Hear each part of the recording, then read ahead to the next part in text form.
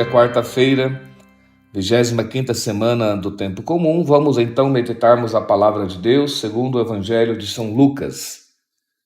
Naquele tempo, Jesus, convocando os 12 apóstolos, deu-lhes poder e autoridade sobre todos os demônios, bem como para curar doenças, e enviou-os a proclamar o reino de Deus e a curar. E disse-lhes: não leveis para a viagem nem bastão, nem alforje, nem pão, nem dinheiro, tampouco tenhais 2 túnicas. Qualquer casa em que entrardes, permanecei ali até vos retirardes do lugar. Quanto àqueles que não vos acolherem, ao sairdes da cidade, sacudi a poeira de vossos pés em testemunho contra eles. Eles então partiram, indo de povoado em povoado, anunciando a boa nova e operando curas por toda parte. Palavra da salvação. Então Jesus envia os 12 apóstolos para anunciarem a palavra, o evangelho, o reino de Deus. Apóstolo quer dizer enviado. E Jesus os envia com todo o poder sobre os demônios. Os demônios se tornaram maus porque eram anjos bons, criados por Deus, porque só existe um princípio criador, Deus. E Deus criou tudo e tudo era bom, tudo era perfeito. Deus fez tudo na harmonia, na perfeição, numa beleza impressionante. Porém, no ato da criação, eles tinham que dar o seu assentimento a Deus, porque tudo é livre. Deus criou os anjos também livres, assim como criou os homens.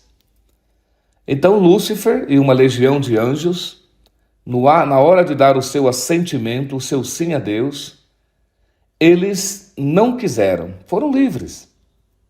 E queriam ser como Deus, não aceitaram ser anjos celestiais, anjos de luz, belos.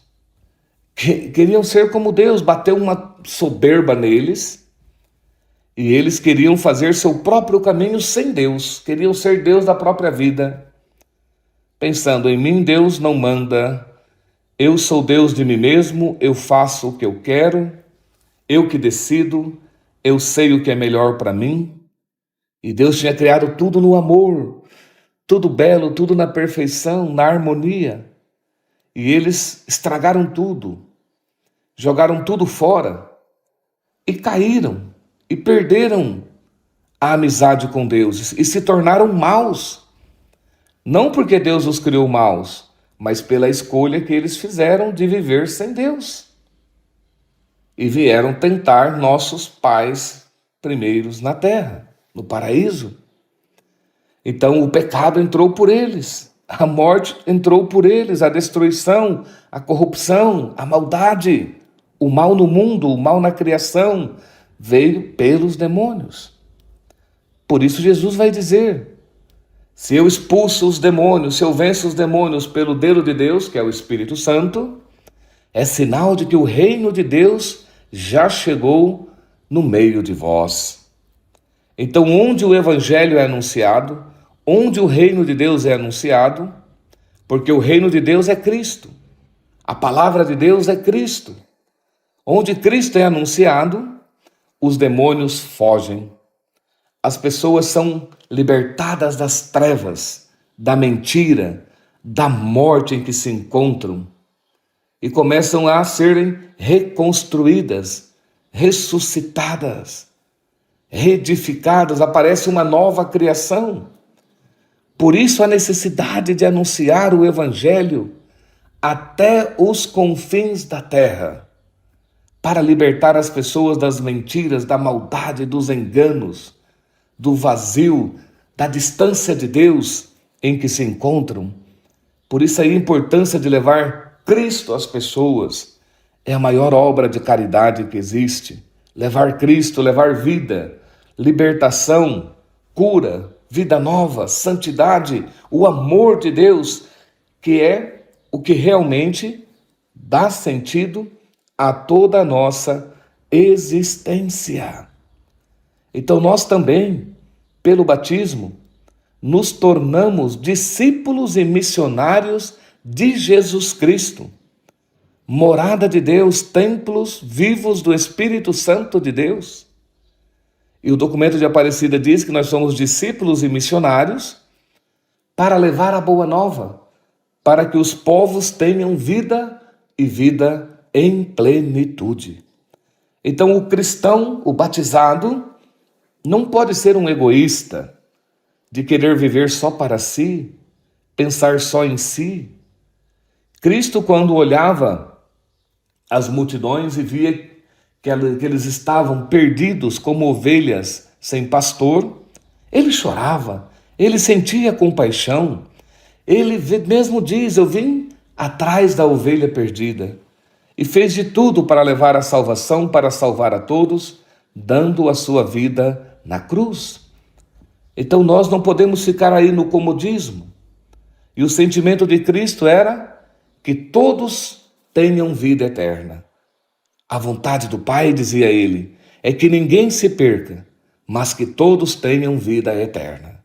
E para isso ele deu a própria vida, derramando o seu sangue na cruz e ressuscitando para abrir a vida eterna, o céu para todos nós.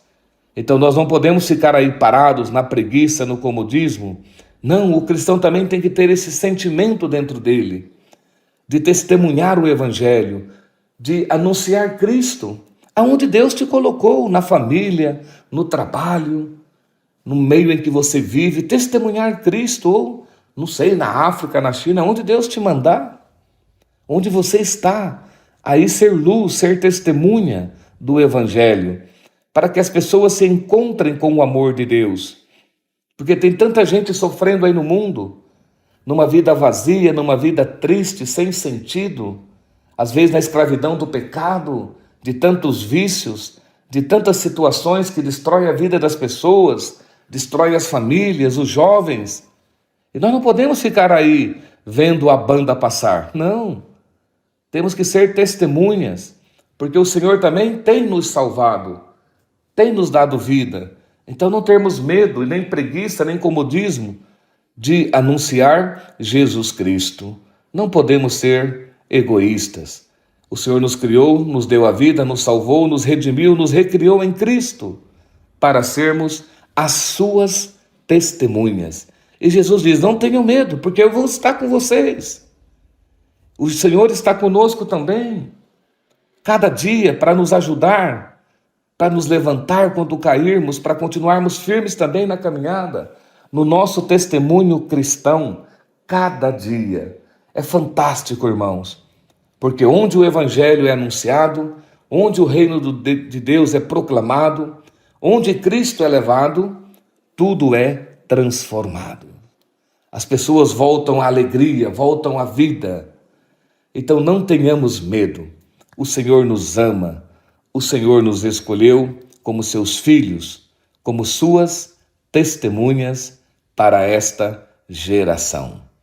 E eu vos abençoo em nome do Pai, do Filho e do Espírito Santo. Amém.